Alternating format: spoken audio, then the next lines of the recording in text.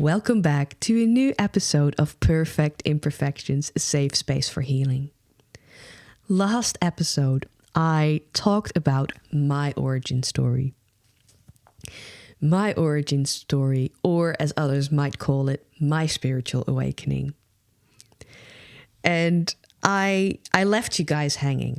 I did. I left you guys hanging on the Friday morning yoga shavasana.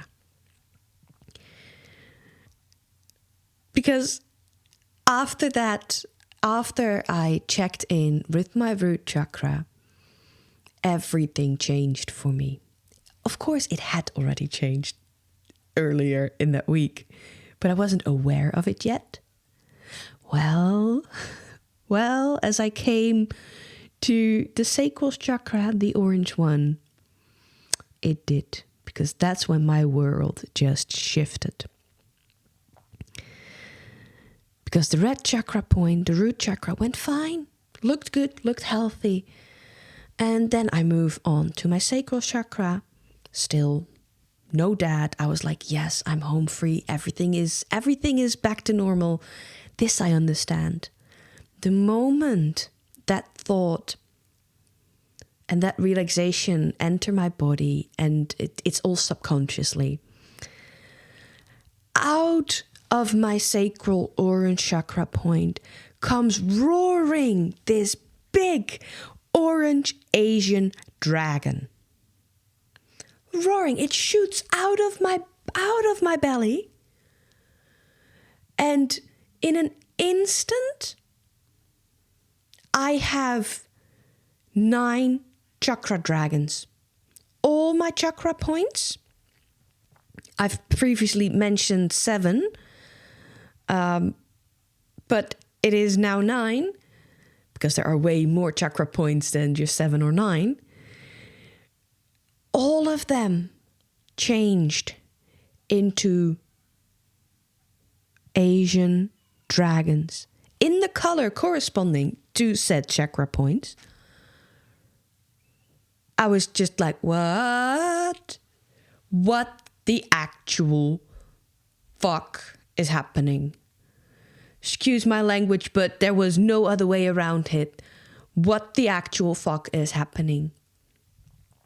And the teacher is still going on, and I am laying there trying to go up to all my other chakra points and seeing, feeling, knowing that they've all turned into Asian dragons. Big ass Asian dragons. And the orange one is still doing laps through the room. Still doing laps. Having a ball out there. I was like, what the actual fuck? And then I hear the teacher trying to wrap it all up, close it all down, getting us out of the shavasana state. I was like, shit. Okay. Well, I had just learned that I could tell my dad what I do and do not want. And this was just all going on instinctual. I said to the orange dragon, get your ass back in here. Get it back in here now. We need to wrap this shit up, get your ass back in here, and then we're going to deal with that. And miraculously it did. It came back. It came back into my energy, into my body. It was no longer doing laps by the time Shavasana had ended. And we were all asked to sit up straight, open our eyes, and leave the room again. And I was just like too stunned to say and do anything else. I was like, what the actual fuck? Okay, yeah. So I got changed. I got my stuff, walked outside, waited again until I was out of ear for anyone else leaving that space. And I called Marjolein. So on Monday night, I called her. I was in tears and blubbering. And on Friday morning, I called her and said, Marjolein, my chakra points changed into dragons. Big ass Asian dragons. Marjolein was also a bit stunned. But Marjolein wouldn't be Marjolein if she wasn't also down to earth and grounded and there for me, so holding space for me and making sure I would not go off the rails. So she let me vent. She let me retell the story fully. And then, as in that I was going into Shavasana, that with the red root chakra center, all was good. And that then coming with the orange, and I felt relaxed. Everything shifted in the blink of an eye, in a split second. And all my chakra points changed into Asian freaking dragons. With one doing laps and then me being able to call it back in, telling it what I did and did not want. At that time, I didn't even think about it. It felt so normal. Because if I can tell one, I can tell another as well. Doesn't matter whether it's my deceased father or it's a dragon. We're gonna listen. I'm telling what I do and do not want. Marjolein, in that sense, was really proud of me, but she had also never heard of this before.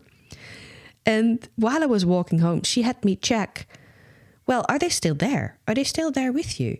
And I said, yes, I can still feel them. They're all here and they're all giddy and they're happy and I have a black one and a white one and they are a little bit bigger than the other 7 one. The red, the orange, the yellow, the pink, the light blue, the dark blue, and the purple one.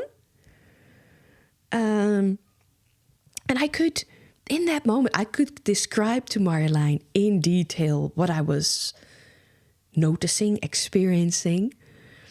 And it was actually so much fun to talk to Marjolein about it. And I felt much more relaxed and happy at the end of our conversation. And because Marjolein, she was like, yeah, Evita, I don't know. I've never heard about dragons. I've never heard about this. I don't know. I would have to check again with my teacher. But as long as you are okay with it and comfortable with it, yeah, just let it be. Let's see how it unfolds. Let's see what it becomes. Have fun with it. And let's check in next week again. Because by that time, Marjolein was like, I'm not leaving anything up to chance again. And ever since, because of course, the next week during my yoga and the Shavasana, I was like, what is going to happen next? But not in a frightful, anxious manner. Because by now, I was like, fuck it, I'm just going with it. Okay, let's see what happens next. I was open to it. I was, in the way I was possibly then, I was excited for it as well. Because it wasn't scary at all.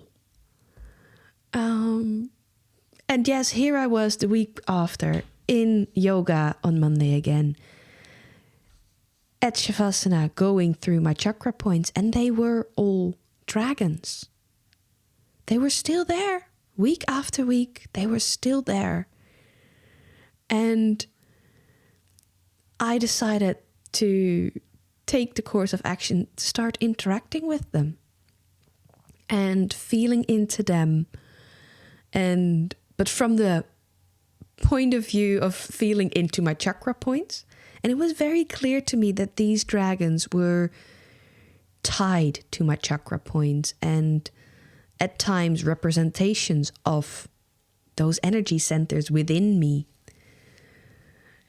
And I can tell you it's been a journey ever since. But this happened.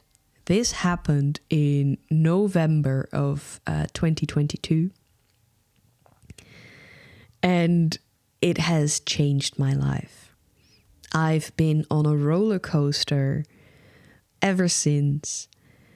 And like I said, I prefer to use the word origin story, whereas others in the spiritual community refer to something like this as a spiritual awakening.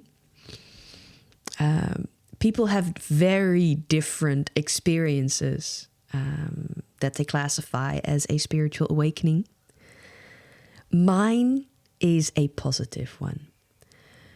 Yes, it changed my world completely. And it was definitely unique. And at that time, I didn't necessarily know what to make of it. But I had one person in my life I could turn to, whom I could share this with, whom I felt safe sharing this with. She also had no idea how to handle this or what to make of it, but I could share it. She was there. She didn't say I was nuts. And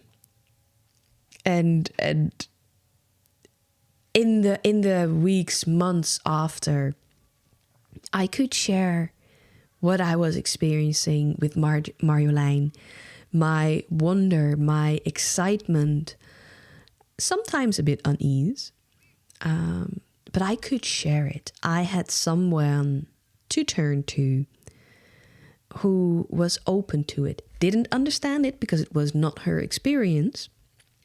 And up until this day, she doesn't have, or she hasn't connected with any dragon guides. But I could share it. And that was, I think that is something that made all the difference. Because this is not your run-of-the-mill awakening. This is definitely a unique one, as every awakening is and every story is. But what I found out in the last 2.5, 3 years is that this energy I get to connect with, work with, experience is quite new to people. Connecting with animals or deceased loved ones is or even angels is more accepted, is more normalized already than dragons. But I've got dragons and I love them. But this was the kickoff for me to look into spirituality, start learning or remembering about working with energy. And it is something, like I said before, it has changed my life. And it has changed the direction of my life as well. And it has been a journey for me the last 2.5, 3 years. And it's taken me this long to share this with everyone, to share this in this way online, where it's publicly. My mom always warns me about whatever you put on the internet, it can never go away. Once it's out, it's out. And it has taken me this long to step into myself, to own myself, and to own this part of my life and be comfortable to talk about it. Because it is important for me to talk about it. And this is exactly why I created the podcast, to talk about subjects that not everyone feels comfortable talking about. And as I'm not yet interviewing people, I can only talk from personal experience, which means I show you all, share with you all my vulnerable side.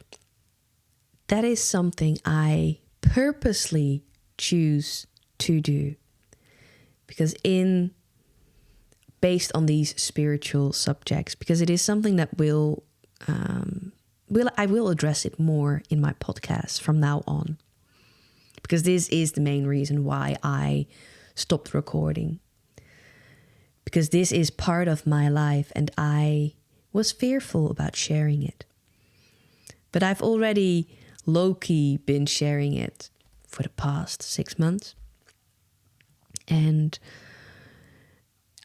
I see how it resonates with people and how it makes them feel safe to share their experience, to share their story. And that is the goal of this podcast, because nothing is strange or weird. And if anything is already strange or weird, everything is strange or weird. And from the moment my dragons popped out, from the moment they shared themselves with me on a conscious level, nothing has been the same for me anymore.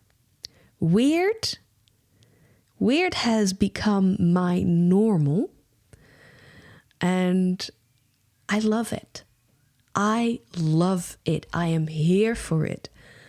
My own experience, but also those of others, because I wholeheartedly recommend sharing who you are, whether you think that is weird or not, whether that is strange or not, and sharing your experiences, because they make you you. They are part of you. And everyone deserves to be uniquely themselves, inside and out. So this is my origin story that I wanted to share with you all. If you have any comments, questions, do let me know, because I would love to tell you guys more about this, dive deeper into it. But that's easiest to do when I know what's on your mind. And if you hear this and you want to share your experience, or you have questions about dragons, follow me on my social media accounts. You can find me on Instagram, on Facebook, on YouTube, under Evita Victoria Isabella. You can either send me a message there or send me an email. You find the details here. I am excited for learning more about you.